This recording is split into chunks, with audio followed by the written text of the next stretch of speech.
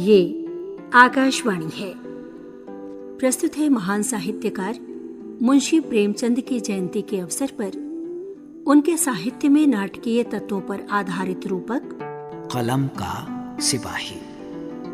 आलेख श्री नरेंद्र आचार्य का। आज विलियम आता होगा, तू अभी तक यूं ही बैठी हुई है। तो क्या करूं माँ, नाचूं या ढोल बजाऊं? इसी तरह मेहमानों का स्वागत किया जाता है। अभी तक ना मुंह धोया ना कुछ मेकअप किया। मैंने कह दिया ना, मेरी तबीयत उनसे नहीं मिलती। आप बरबस उनके पीछे पड़ी हुई हैं। तुम तो बेटी कभी कभी ऐसी बातें करने लगती हो जैसे घर का हाल कुछ जानती नहीं हो। अच्छा, विलियम में क्या बुराई है, जरा सुनू तो। ये भी कोई जिद है कि मेरी तबीयत उससे नहीं मिलती? मैं तो आपसे कह चुकी ना कि मैं शादी नहीं करना चाहती। आखिर क्यों, वही तो पूछती हूँ। इसलिए कि मैं किसी मर्द की गुलामी पसंद नहीं करती। शादी करना गुलामी है? ये सभी औरतें जो शादी करती हैं गुलाम हैं? गुलाम नहीं है तो और क्या है माँ? रानियां हैं वो भी गुलाम है, मजदूरने हैं वो भी गुलाम है। मर्द की दुनिया वो है जहाँ नाम है, धन है, सम्मान है। स्त्री की दुनिया वो जहाँ पिसना, घुलना और कुढ़ना है। हर काम में औरत को मर्द की जवाबदेही करनी पड़ती है। अगर उसने 4 पैसे ज्यादा खर्च दिए तो मर्द की त्योरियां चढ़ गई। मर्द के नाश्ते में जरा देर हो गई तो औरत के सिर आफत आ गई। अगर वो बगैर मर्द से पूछे कहीं चली गई तो मर्द उसके खून का प्यासा हो गया। अगर किसी मर्द से हंसकर बोली तो फिर समझ लो उसकी कुशल नहीं। दिखाने को तो मर्द स्त्री की बड़ी इज्जत करता है। मोटर पर अच्छी जगह स्त्री की है। सलाम पहले मर्द करता है। स्त्री का ओवरकोट पुरुष संभालता है। स्त्री का हाथ पकड़कर गाड़ी से उतारता है। पहले स्त्री को बिठाकर आप बैठता है। लेकिन ये सब दिखावे का शिष्टाचार है। पुरुष दिल में खूब समझता है कि उसने स्त्री की वो चीज छीन ली जिसकी पूर्ति में वो जितनी खातिरदारी करे वो थोड़ी है। वो चीज स्त्री की आजादी है।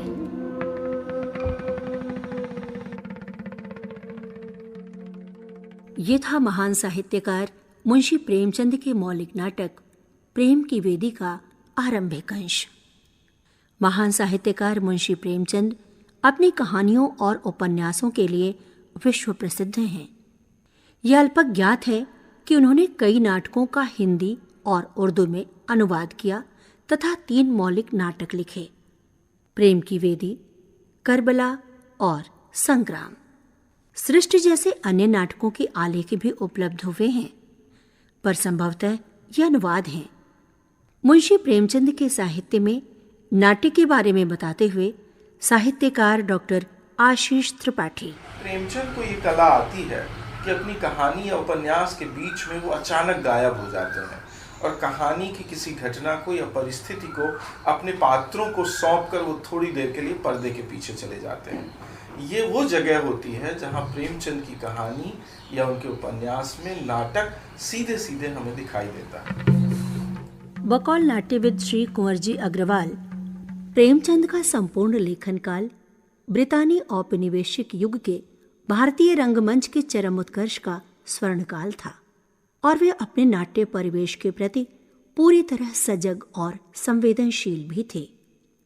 प्रेमचंद के साहित्य में नाट्य तत्व पर विचार प्रकट करते हुए साहित्यकार डॉक्टर मुक्ता, प्रेमचंद की कहानियां सर्वश्रेष्ठ कहानियों में आएंगी और यही से नाटकीय तत्व होने के कारण ही सफल फिल्मों का निर्माण भी प्रेमचंद के उपन्यास और कहानियों पर हुआ है। प्रेमचंद की नाटकों के प्रति दृष्टि काफी स्पष्ट थी। हंस पत्रिका के मई 1935 के अंक में उन्होंने लिखा था, आप जनता तक तभी पहुंच सकते हैं जब आप उसके मनोभावों को स्पर्श कर सकें। आपके नाटक या कहानी में अगर भावुकता के लिए रस नहीं है, केवल मस्तिष्क के लिए सूखा बुद्धिवाद है, तो नाटककार और नटों के सिवा हाल में कोई दर्शक न होगा। ये थी प्रेमचंद की नाटकों के प्रति स्पष्ट दृष्टि। वे अपने समय के रंगमंचीय हलचलों पर टिप्पणियां, लेख और आलोचनाएं लिख रहे थे। इसलिए कुछ आश्चर्य नहीं कि उन्होंने अपने संपूर्ण साहित्यिक सरोकारों को व्यापक जनसमुदाय तक पहुंचाने के लिए नाटक लिखने की भी कोशिश की, किंतु साहित्यिक समीक्षा की अपर्याप्तता और अपने ही अंतर्विरोधों के कारण उनका मूल्यांकन तो दूर, ठीक से उनकी नोटिस भी नहीं ली जा सकी। रंगमंच की अपनी सीमाएं और बंदिशें थीं, लिहाजा उन्हें किसी ने खेलने की कोशिश भी नहीं की। आइए उनके साहित्य में नाट्य तत्व के बारे में जानते हैं आलोचक डॉक्टर रामसुधार सिंह के विचार। प्रेमचंद अपने समय के पूर्व जो वायवी कथा का क्षेत्र था, जो कल्पना थी, उसको हटा करके जीवन के यथार्थ से पहली बार प्रेमचंद जोड़ते हैं। और जिस रचना या कथाकार के भीतर जीवंतता होती है, वहाँ नाटकीय तत्व होते ही हैं। और आगे चल करके अंतिम दौर की जो उनकी कहानियाँ हैं, जिसमें कि ठाकुर का कुआं, सदगति, कफन जैसी कहानी, इन कहानियों के भी जो पात्र हैं वो हमारे आसपास के फैले हुए पात्र हैं।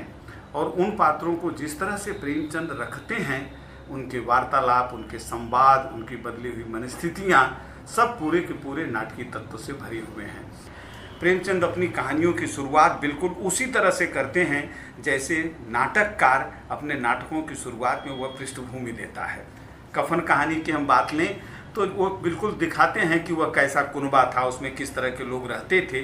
जैसे नाटककार संकेत करता है मंच की सज्जा के लिए कि किधर से पर्दा उठेगा, कहाँ से वह दृश्य होगा और मंच की सज्जा किस तरह से होगी, प्रेमचंद अपनी कहानियों को उसी रूप में, उसकी विषय वस्तु को, उसकी प्रस्तावना को उसी रूप में रखते हैं। कफन कहानी में घीसू और माधव का संवाद स्वयं नाटकीय तत्वों का बोध कराता है।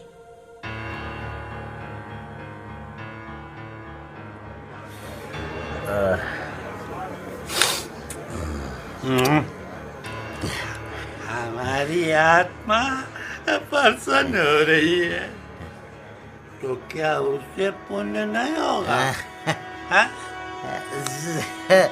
जरूर जरूर से जरूर होगा। होगा। भगवान, तुम अंतर्यामी हो। उसे वैकुंठ ले जाना। हम दोनों हृदय से आशीर्वाद दे रहे। दादा, आज जो भोजन मिला ना, वो कभी उम्र भर नहीं मिला था। दादा, दादा, हम लोग भी तो एक न एक दिन वहाँ जाएंगे ही। जो वहाँ हम लोगों से पूछे कि तुमने हमें कफन क्यों नहीं दिया, तो क्या कहेंगे दादा? हाँ, कहेंगे तुम्हारा सिर। नहीं, ये नहीं दादा, पूछेगी तो जरूर ना। हाँ, तू कैसे जानता है कि उसे कफन नहीं मिलेगा? तू मुझे ऐसा गधा समझता है?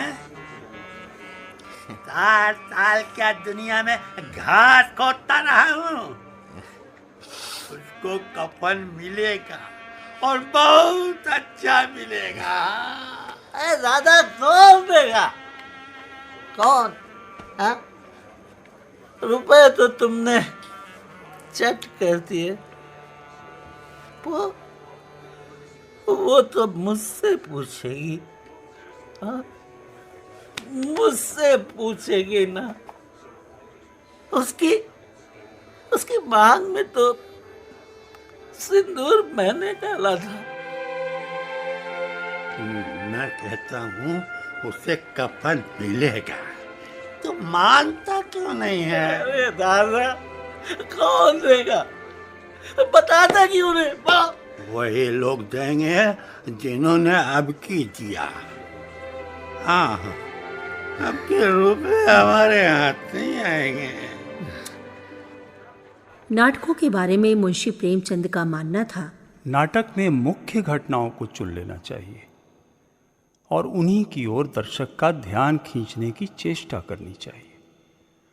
मुख्य बातों को गौड़ और गौड़ को मुख्य बना देना ऐसी भूल है जो अक्सर हो जाती है। साहित्य अकादमी और पहल सम्मान से सम्मानित कवि श्री ज्ञानेंद्र पति का मानना है, प्रेमचंद के कथा लेखन का आरंभिक दौर, जिसे आदर्शोन्मुख यथार्थवाद के नाम से जाना जाता है, उस दौर में जो केंद्रीय तत्व है उनके कथा लेखन के शिल्प का और कथ्य का भी, वह है हृदय परिवर्तन।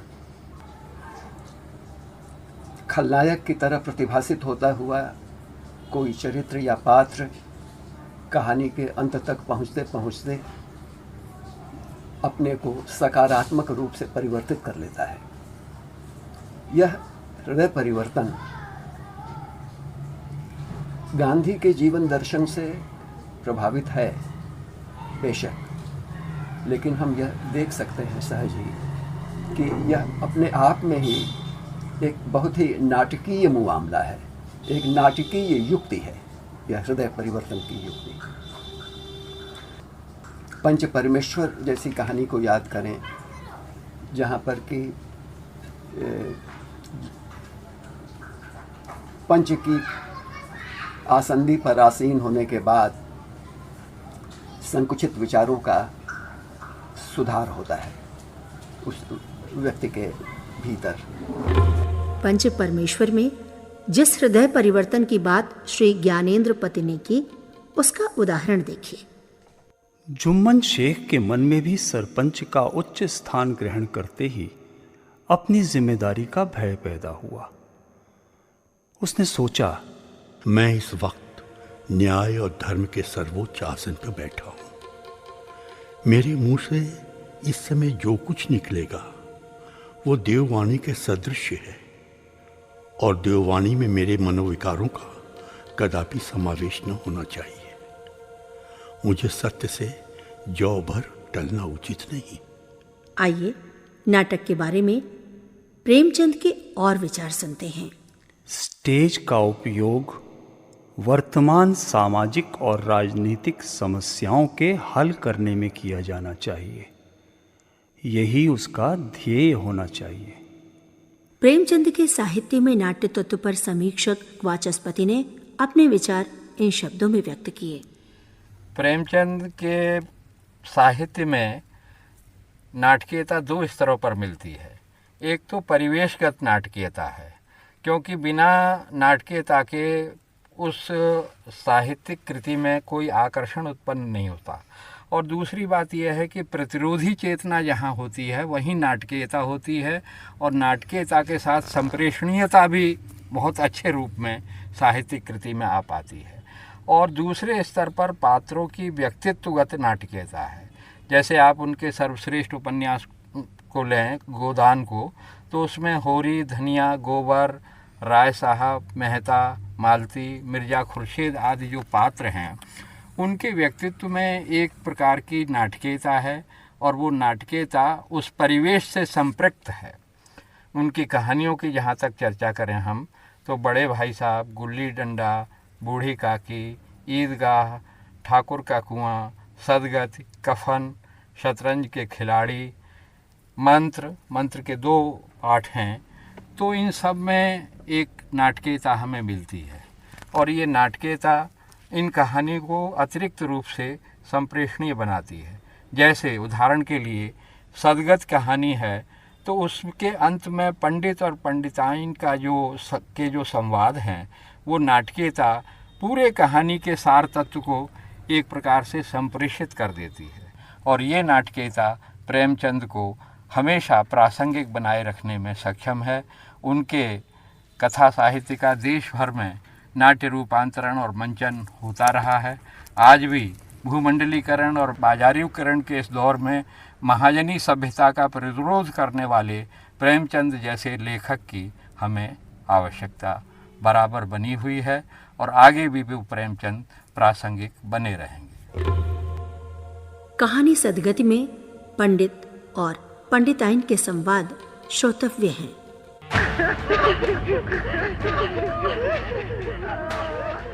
इन डाइनों ने खोपड़ी चाट डाली, सबों का गला भी नहीं पकता। रोने दो चुड़ैलों को, कब तक रोएंगी?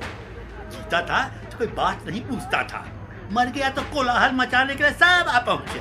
इनका रोना मनहूस है। हाँ, मनहूस है, बहुत मनहूस है। अभी से दुर्गंध उठने लगी। साध असाध किसी का विचार है इन सबों को? इन सबों को तो घिन भी नहीं लगती।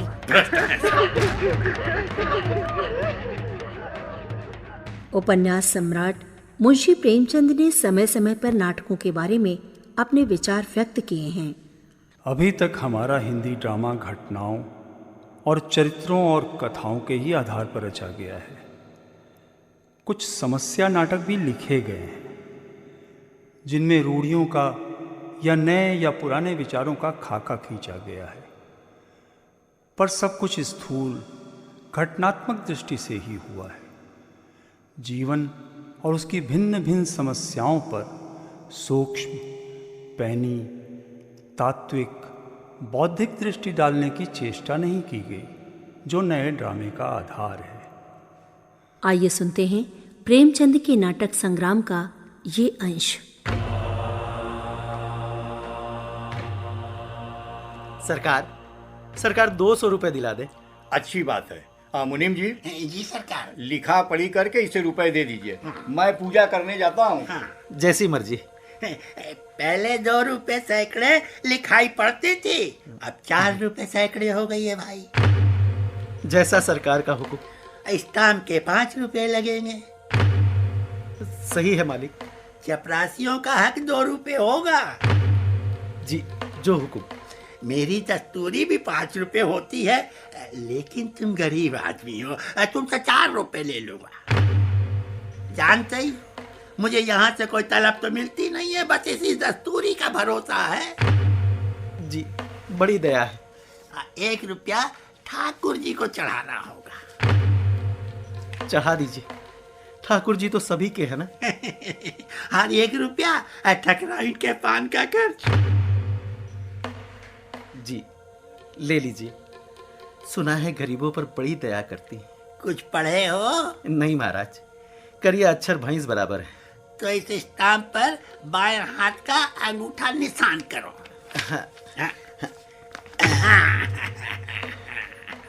गिन लो।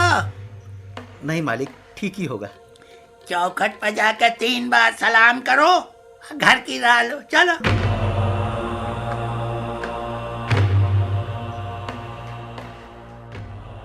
प्रेमचंद के नाटक प्रेम की वेदी का प्रथम मंचन सुप्रसिद्ध नाट्यविद श्री कुंवर जी अग्रवाल ने किया था।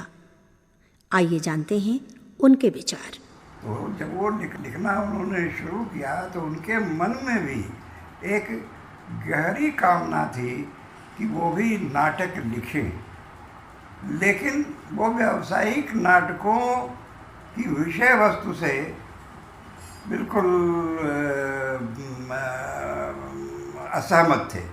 उनको वो विषय वस्तु एकदम पसंद नहीं थी, क्योंकि प्रेमचंद वस्तुतः एक समाज के प्रति उत्तरदायित्वपूर्ण चिंतन के साथ अपना लेखन करते थे, और वो समाज की आर्थिक, नैतिक और तमाम तरह की मान्यताओं, राजनीतिक, इन सब दशाओं को दिखाते थे। अपनी उनकी सोच के अंदर ये शामिल था। तो इसीलिए नाटकों को उन्होंने समझा कि ऐसा लिखा जाना चाहिए जिससे मनोरंजन के साथ ही साथ एक नई चेतना जगाई जा सके दर्शकों में। और संग्राम नाटक में एक और काम किया, बहुत कम लोग जानते हैं कि प्रेमचंद ने गीत भी लिखे हैं। उन्होंने अपने रचे हुए गीत उस संग्राम नाटक में डाले हैं। प्रेमचंद के ऊपर जो अच्छे श्रेष्ठ नाटक पढ़े हुए थे उसकी भी छाप उनके दिमाग के ऊपर थी। तो सब मिला करके उनके जो संपूर्ण साहित्य में है, अगर ठीक ढंग से कोई अनुसंधान करे तो बहुत से नाटकीय तत्व खोजे जा सकते हैं। अभी इस दृष्टि से किसी ने ज़्यादा अनुसंधान नहीं किया है प्रेमचंद के ऊपर, लेकिन ये एक बहुत ही महत्वपूर्ण दिशा है कि प्रेमचंद के कथा साहित्य में, उपन्यास और कहानियों में नाटकीय अंश जो ज्यों का त्यों नाटक में डाले जा सकते हैं कितने ज़्यादा हैं। और ये बड़ा ही चमत्कारिक होगा न केवल हिंदी उपन्यास कहानी की विकास यात्रा को समझने में, बल्कि प्रेमचंद की नाटकीय दृष्टि और उस युग में जो एक सचेतन समाज से जुड़ा हुआ, समाज के आर्थिक और सामाजिक और धार्मिक और राजनीतिक सभी दृष्टियों से समाज की परीक्षा करते हुए इस तरह का लेखन करना ताकि समाज को बदला जा सके। तो ऐसा जो लेखक था वो अगर नाटक लिखता, और कितना हिंदी का नाटक साहित्य कितना आगे आ जाता। नाटक में संगीत के बारे में मुंशी प्रेमचंद का कहना था, नाटक में संगीत का अंश होना आवश्यक है, किंतु इतना नहीं कि जो अस्वाभाविक हो जाए। हम महान विपत्ति और महान सुख दोनों ही दशाओं में रोते और गाते हैं। हमने ऐसे ही अवसरों के लिए गान की आयोजना की है। नाटक संग्राम के गीतों की एक झलक। चलो पटने की देखो बहार, शहर गुलजार रे, शहर गुलजार।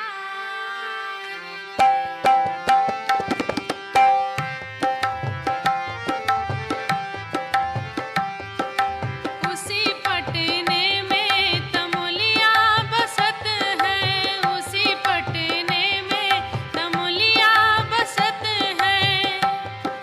बीड़ों की अजब बहार रे, पटना शहर गुलजार रे, पटना शहर गुलजार रे।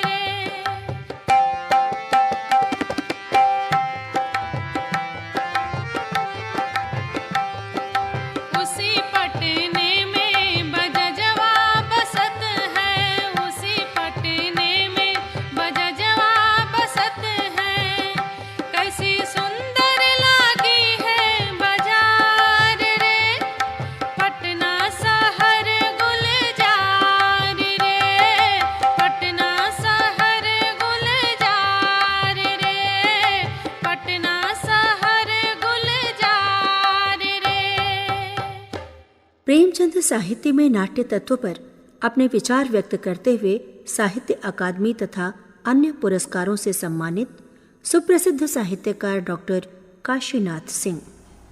देखिए,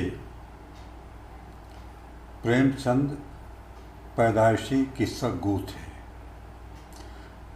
कहानियाँ लिखते थे, जानते थे कि वे पढ़ी जाएंगी, लेकिन वे ये भी चाहते थे कि सुनी भी जाएं।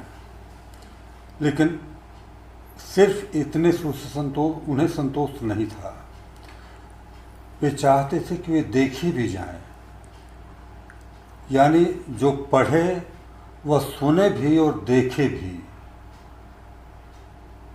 श्रव्य को दृश्य बनाने की यह कला जो प्रेमचंद में है, हिंदी के किसी कथाकार में तो नहीं ही है, हो सकता है भारतीय भाषा किसी और कथाकार में हो। दूसरी बात जो मैं कहना चाहता हूँ कि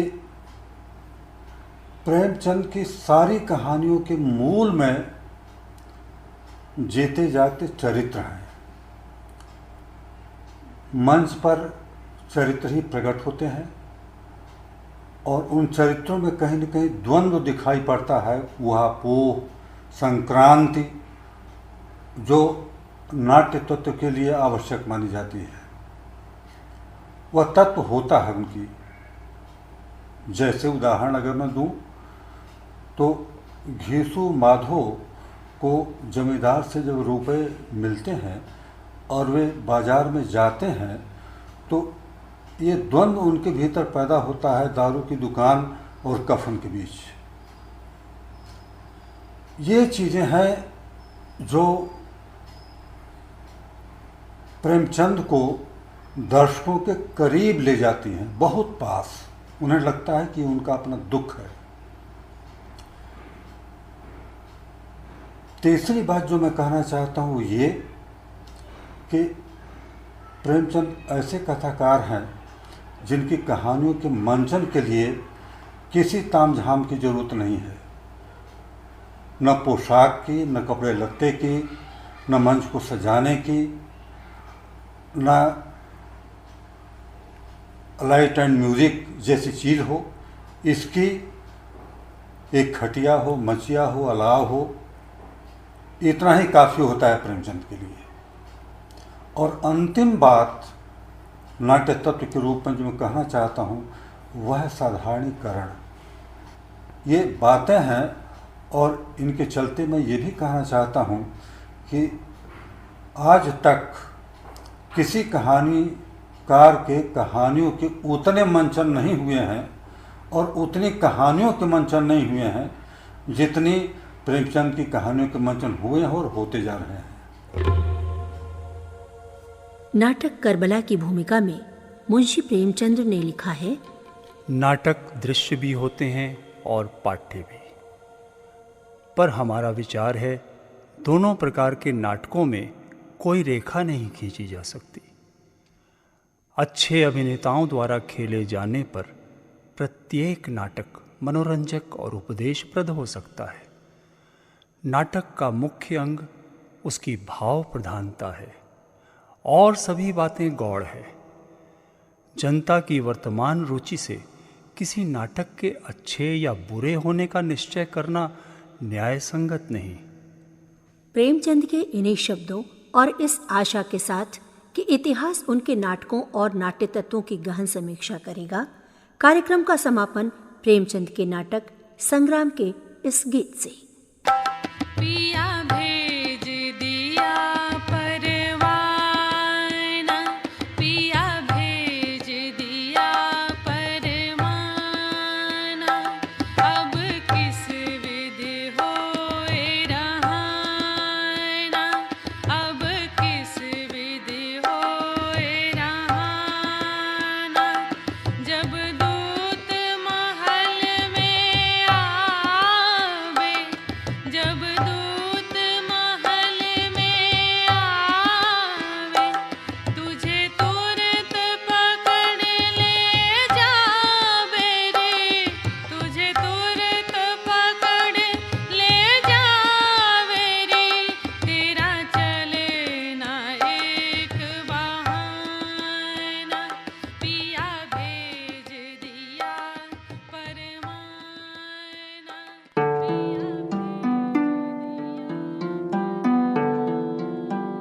अभी आप महान साहित्यकार मुंशी प्रेमचंद के साहित्य में नाटकीय तत्वों पर आधारित रूपक सुन रहे थे। कलम का सिपाही। भाग लेने वाले कलाकार थे एम.एन. गुर्जर, विजय कुमार वाहल, जया भट्टाचार्य, रश्मि शर्मा और राजेश तोमर। गायन स्वर आराधना सिंह और संगतकार हारमोनियम पर विजय शर्मा, ढोलक पर अनंग गुप्ता और तबले पर नंद किशोर मिश्र। संगीत रचना थी उदय कुमार दास की और वाह्य ध्वन्यांकन कमलेश वर्मा का। पर्यवेक्षण डॉक्टर रविशंकर। प्रस्तुति सहयोग और वाचन पुष्पा मिश्रा। प्रस्तुति मोहन धनराज और किशोर कुमार की। ये कार्यक्रम आकाशवाणी के वाराणसी केंद्र पर तैयार किया गया और आकाशवाणी के दिल्ली केंद्र से प्रसारित किया जा रहा था।